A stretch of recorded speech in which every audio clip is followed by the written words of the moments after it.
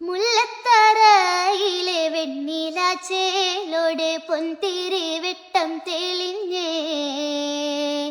അന്നത്തെ അന്തിയിൽ ഞാൻ ആ സുന്ദരി പൂങ്കൊടി പെണ്ണിനെ കണ്ടേ.